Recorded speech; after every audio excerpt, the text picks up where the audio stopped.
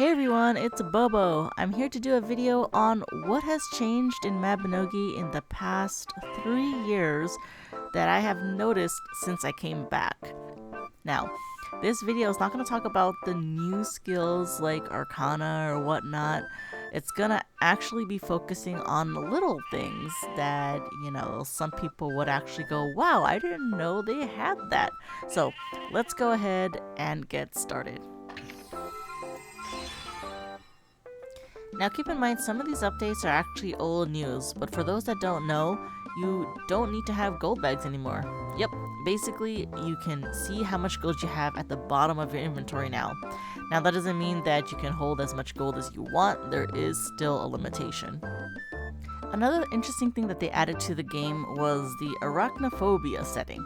Now I was like, what the heck is this thing when I approached Albi Dungeon, and it was basically an option to turn on a totem that turns on arachnophobia settings, which if you don't know what that means, it means if you're scared of spiders and you don't want to see spiders, well, you can now turn them into cute little bears. What the heck? That is so adorable!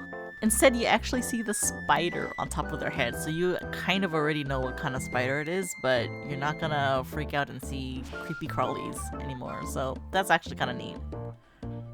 Another update is the dressing room. I know you guys are already familiar that the dressing room can hold lots of outfit pieces, but guess what, guys? You can now hold even a lot more. You can hold tails and accessories and face accessories and hello, what the heck? Chairs? You can hold your chairs now? Finally! We can finally hold our chairs. Now, they just need to add like weapons or something, but I don't know if that's gonna be a thing. If anything, the one thing that they did add to the game for weapons is the ability to use an appearance scroll multiple times on a weapon. Now, you can only do this if you have the appearance scroll used on one weapon and saved in the dressing room. Once it's saved into the dressing room, you can actually transfer the look of it on another weapon as long as it's an appropriate weapon that works with the appearance scroll. To do this, you just have to press change at the bottom of the dressing room and then choose the weapon you want to use the appearance scroll on. Just keep in mind that once you use the appearance scroll on your weapon, it will make it untradeable. So unfortunately, you can't try to profit off of your appearance scroll by using it on a bunch of cheap weapons and hope that people will buy it just for the look of it. Another thing that they added to the dressing room is the ability to change your idle animation on another idle outfit. So yes, if you guys do not like your idle animation on a certain outfit, you can actually swap it with a different animation. Now the only restriction to this is that it'll only work if the idle outfit is in the style tab. And yes, it actually has to be an idle outfit that's in the style tab. So you can't use a regular outfit that doesn't have any animation, and you do need to have the outfit that has the animation you want to swap to in your dressing room. Another thing that they updated in the game was part-time jobs. Now for part-time jobs, the EXP reward is a lot better. Also, instead of being forced to choose a reward, you can not choose the reward and just get straight up EXP. Well, that sounds pretty nice to me. Not only that, but the count towards your completion will no longer decrease if you haven't been doing the part-time job in a while. Now, I don't know about you guys, but I remember that church part-time job title was impossible because of the count always going down.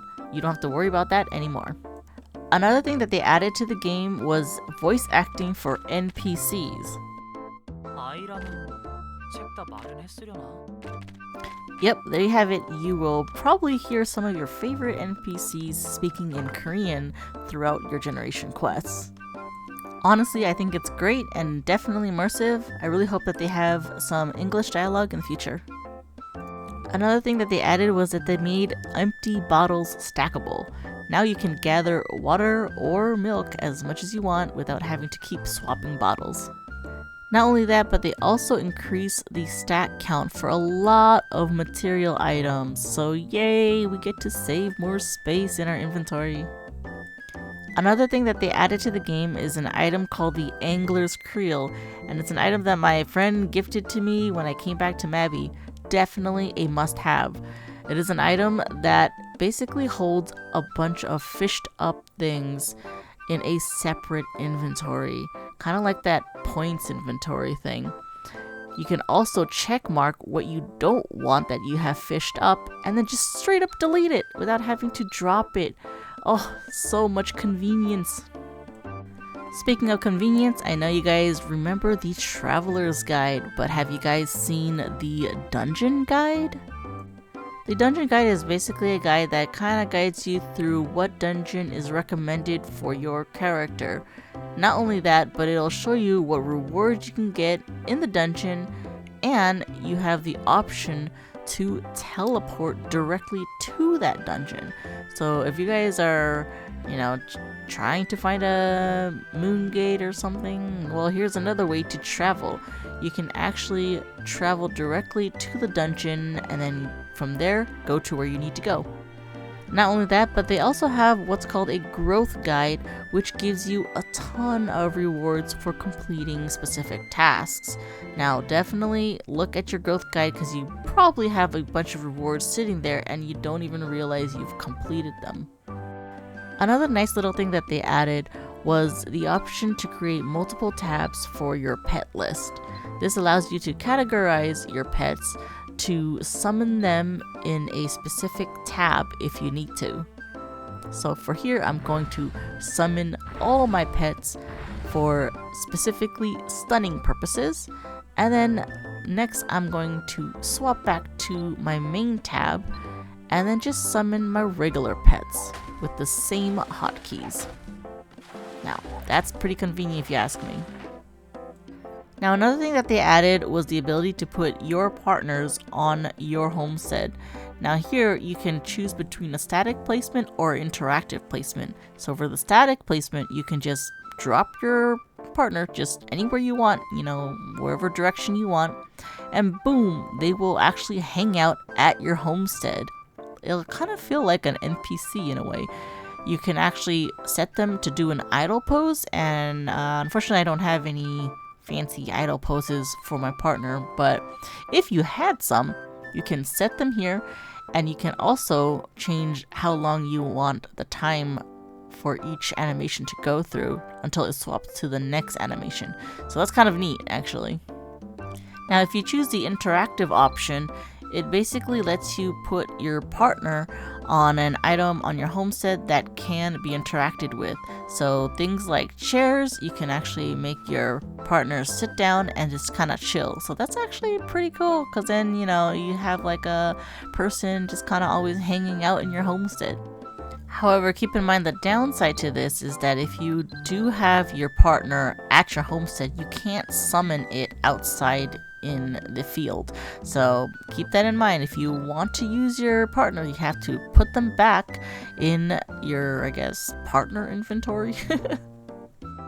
As for other Homestead updates, they now have expanded the Homestead expansion to expansion level 6.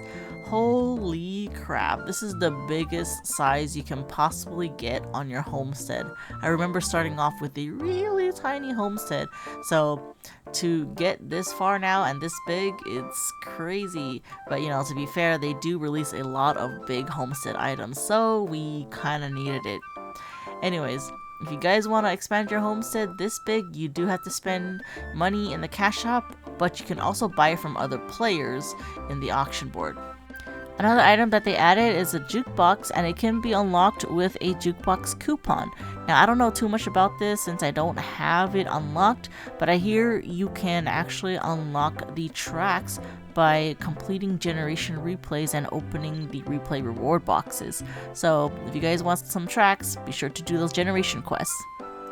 Shopping in the game is also a lot more better now. I don't feel a lot of people go to the shops in Belfast or in Dunbarton anymore. Nowadays, everyone is selling everything in the auction board. Now, the auction board is great. It's nicely organized. You can find things better.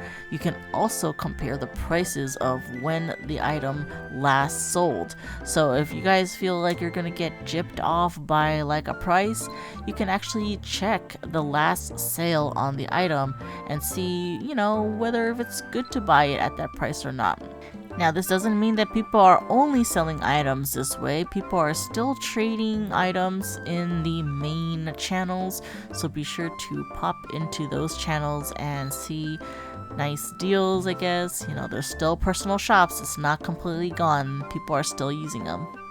Now, I know some people watching this video probably have the same thought as to why they don't want to come back to Mabinogi.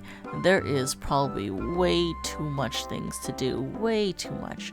This game has a lot of storyline and a lot of content now since it's been released, so I can understand why people can sometimes feel overwhelmed with the amount of quote-unquote chores and quests that they would have to do just to keep up with the other players. My advice to all these players watching is just to take everything one step at a time. If you see the large amount of stuff you have to do, you may not want to do it, and then you'll just quit before you even start. For example, when I came back to the game, the one thing that was very overwhelming for me was to have to go through all my hotkeys again, to go through all my inventory again. I know some of you guys have seen my Twitch stream when I came back, and I spent nearly 6 hours just sorting through my inventory and sorting through my pet's inventory.